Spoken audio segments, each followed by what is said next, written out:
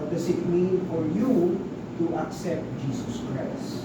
Ano yung mga factors na nag-cause you to turn to Christ, di ba? So those are important things. Like ako, one of the dati naalala ko, I was asked to share my testimony. I talked about first, my background was I was a Roman Catholic. Then lumaki ako, of course, practicing Roman Catholic. And then I have questions, and it's about eternal life, kung meron ba akong assurance of salvation. Then later on, I was exposed. I came to church, I joined the Sunday school. I realized na, wow, I cannot be saved pala by my own effort. And although as a Roman Catholic, I knew Jesus Christ, pero malayo siya. I don't really have or truly understand what Christ has done for me. Kaya at that time, I did not know that. Plus, I still have struggles about living a righteous life.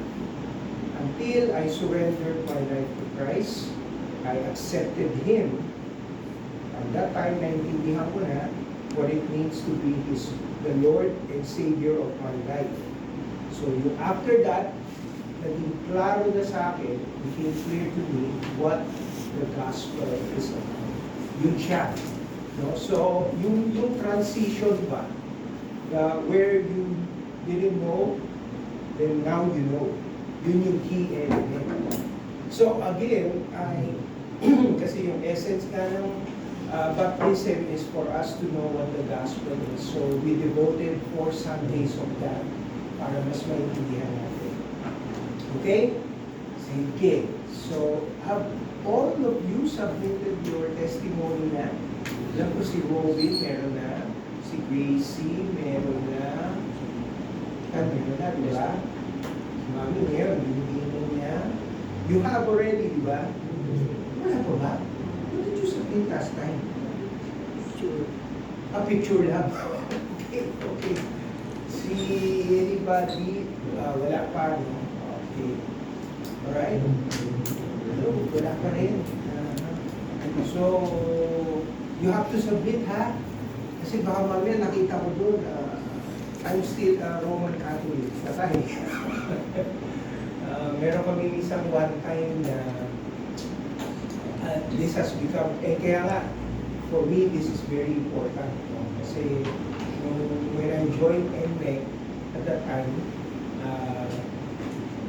one of the, at that time si Pastor Phoebe, kasi was in charge of the baptism, and she's very, very strict on this one. Kasi nga, before that, according to, I'm not really quite sure, one of the member, supposedly, nung ibabaptize na siya, nakatayo siya doon, no? So, this will happen next week, no? Yung akit, by the way, you have to be here talaga, exactly 8:15, ha? 8:15? Oo, para you have to fit the gown, relax yourself, tapos i-brief kayo ni Jean. Jean has been contacting you, diba? Siya yung nag-reminder sa inyo. So you have to be here. Dating mga ibabaptize, you have to be here by 8:15. Proceed na kayo sa 6th floor. You have to go to the 6th floor. Then you have to look for your room. So lalaki, babae. So yung mga babae, will be group. Pag marami, maybe 2 room. Kasi you have to bring your shirt. You're gonna have to take a bath. Siyempre, pag na-immerse kayo dyan, you have to take a bath. Okay? Then, take time yan. Kaya kung mahaba yung pila, you have to wait for each other. So, mangyayari dyan, you will be there, you will be brief, tapos sabay-sabay kayo akyat, then mag-start tayo by 8:30, right? Or 8:35 at the latest. And then we'll have to be done by 8 or before 9 or 9 plus. Then we're gonna have a picture taking, no? Per family, per individual, tapos as a group. So usually yun yung matagal eh. Yung mga taking ng pictures, lahat, diba? Then after that, you can invite your friends, relatives, no? Yung dati, sinabot kami ng almost 9:30 plus. Kasi it's a big batch, no? 18 lahat yung binaptize. So isa-isa sila. Tapos individual picture, family, friends. So lahat yun. Kaya kailangan Then pag na-baptize na kayo, na picture na, you go down na. Mauna ka na maligo. Okay? Then yung susunod, pababa, then sila naman maliligo. Ganyan. So hanggang sa matapos. Before 10, you have to be in the sanctuary na. Then you will be seated at pag nakaharap kayo sa stage, nandito kayo upo sa left side, malapit kay Christopher. You know, Christopher, siya yung nag-take team. Okay? Hindi nyo siya tatabihan, ha? Doon sa the next row, beside him, to his right. No? Doon kayo upo, there will be names designated there. Then, after the message, you will be called. Natawagin kayo isa-isa. Then you will be standing up. Congratulate ko kayo. I'm gonna give you the certificate and I'm gonna give you the Bible. Yun yung gagawin. Then, habang nakatayo lahat kayo, after everyone is called na, si Reverend Jason ang magtatawag ng names nyo, after which, you will all be applauded. Paplakpa kayo. Then, you will be joining our communion. Okay? So, for membership, yung membership lang, since you will not be baptized, tatawagin pa rin, you'll be given the certificate of membership. Yung certificate na yan, it's very important. You know? There are some countries, ang sure ko sa Canada, ginagamit siya as a legal document. Dito, one time there was some member natin, siguro I think he was planning to go abroad. So, isa yun sa requirements, sa Canada. So, parang meron siyang isang points. If you have accumulated all that points, mas malaking chances mo to get a visa or something. So, alam ko, several years na siya na-baptize, tapos bigla siya nag-request. Pwede ba ako makahingi ng misplaced thing na ganyan? So, yung certificate na yan can serve as a legal document pala. No? So, kailangan itago nyo. Kaya sabi ko sa inyo, if you fill up that form, yung name na nakasulat yan, yan din yung lalabas dun sa baptismal certificate nyo.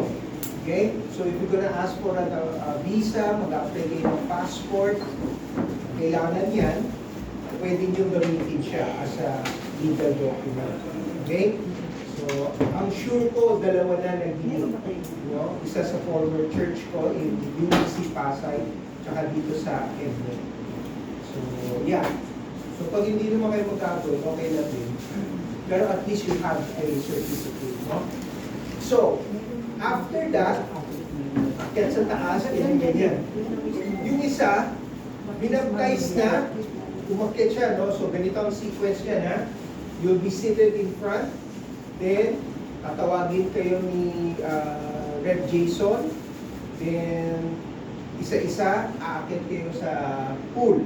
When your name is called, aakyat kayo doon, iwan niyo yung tsinelas nyo dito sa rightmost side. So, pag nakaharap kayo sa pool, may dalawang stairs yan, iwan niyo yung tsinelas nyo dito, walk in here, aakyat kayo, you will be immersed, baptized, bababa. So, dito may picture taking mangyayari. So, somebody's gonna take your picture. Okay?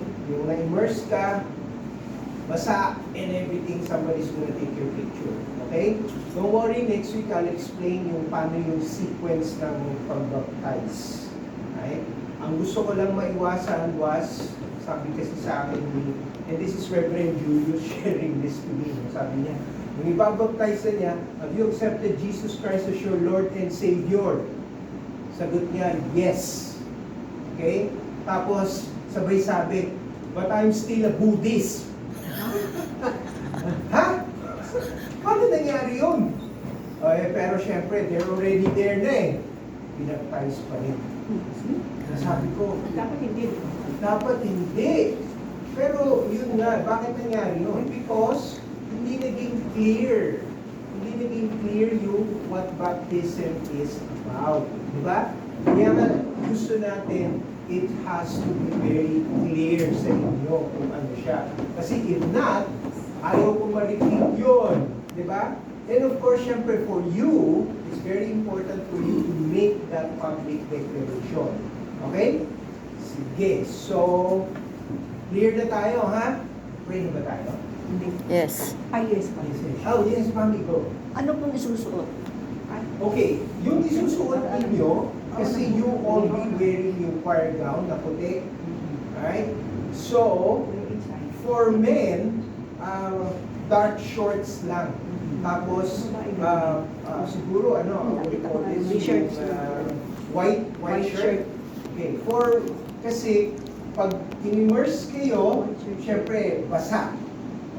Diba? Basa yan. See-through yan. Kaya, unless gusto nyo pakita yung brand ng short nyo. Okay? So, some are, siguro they opted for darker colors sa baba, and then siguro sa taas. Basta, I highly recommend shorts kasi mas mabilis mag-move, diba? But then, yung sa upper part, ako I recommend white, no? White shirt. Pero sa girls, kayo may option. You can wear something darker, dark na shirt, dark shorts, shirt and shorts. Okay siya. Okay?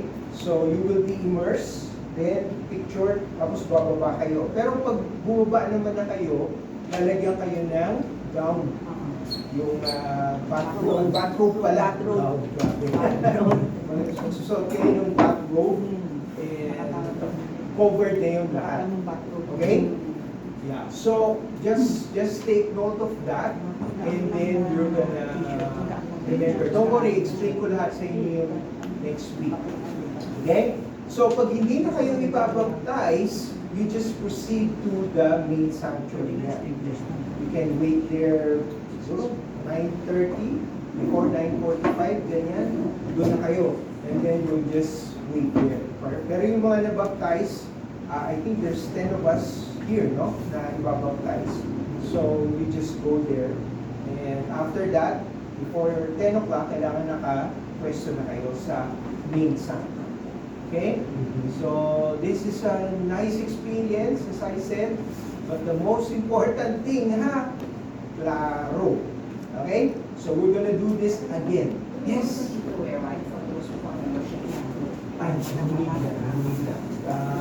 Just wear your best. See? Okay? Magdala kayo ng extra na kasi syempre, isa yung parang pambahay. You'll be that. And then, syempre pagkatapos, that's your wet lagay mo sa supot. Yung fire gown, iiwan nyo lang doon. Yung sa kwarto, iiwan nyo yun. Tapos maligo, then wear your Sunday best. Right? And then, baba na kayo to the third floor. Okay? Clear ba? Clear? Yes. Excited pa rin, no? Excited, no? Yes. Okay. So, again, you have yung mga for membership or baptism, please fill up that